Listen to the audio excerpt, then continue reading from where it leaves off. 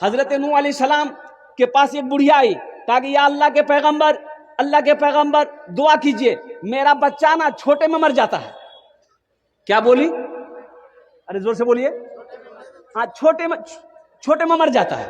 تو حضرت نوح علیہ السلام نے بڑھیا سے پوچھا کہ کتنی عمر میں مرتا ہے، کتنی عمر میں مرتا ہے؟ تو بڑھیا کہنے لگی کہ یہی 250-300 سال ہوتا ہے نا، وہ مر جاتا ہے۔ کتنے سال؟ 250-300 سال عمر ہوتی ہے، مر جاتا ہے۔ ہاں، تو اس وقت لوگوں کی عمریں ہوتی تھی۔ حضرت نوح علیہ السلام کی عمر 950 سال خالی قوم کو دعوت دیتے رہے، تبلیغ کرتے رہے۔ 1000 سال کی عمر آپ نے پائی۔ 600 سال، 700 سال، 800 سال، 900 سال، 1000 سال لوگ زندہ رہتے تھے۔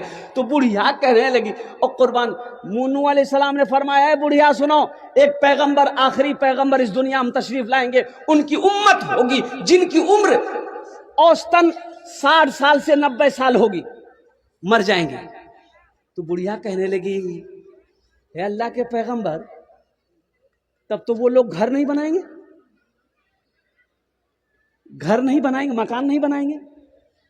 تو نوح علیہ السلام کہنے لگے، وہی لوگ تو گھر بنائیں گے، بلڈنگ بنائیں گے 100 50 منزلہ۔ تو بڑھیا کہنے لگی، یا اللہ، کاش اس وقت میں ہوتی اس امت میں تو ایک سجدہ کر کے پوری زندگی گزار دیتی۔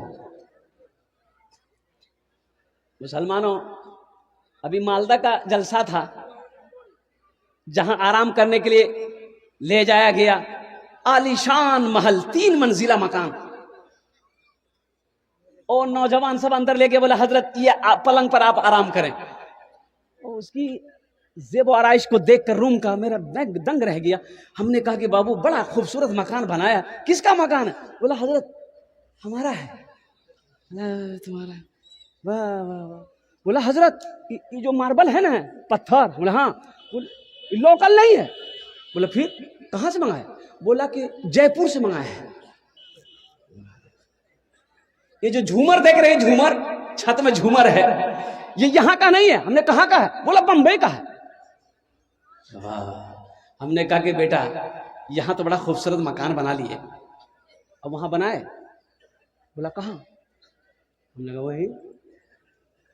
بولا کہاں؟ ہم نے کہا کہ وہاں۔ بولا کہاں؟ سسرال میں۔ ہم نے کہا کہ بیٹا موت آئے گی، وہاں جہاں ہمیشہ رہنا ہے وہاں گھر بنا لو۔ بولا کہ حضرت اب وہاں کا گھر تو ہم جانتے نہیں کیسے بنانا ہوگا۔ ہم نے کہا کہ نماز پڑھتے ہو؟ بولا کہ نہیں، نماز تو نہیں پڑھتے، جمعہ پڑھتے ہیں۔ ہم نے کہا کہ وہاں کا گھر بنانا ہے، 5 وقت کی نماز پڑھو، قرآن کی تلاوت کرو، ماں باپ کی خدمت کرو، صدقہ خیرات کرو، اور قربان جاؤ۔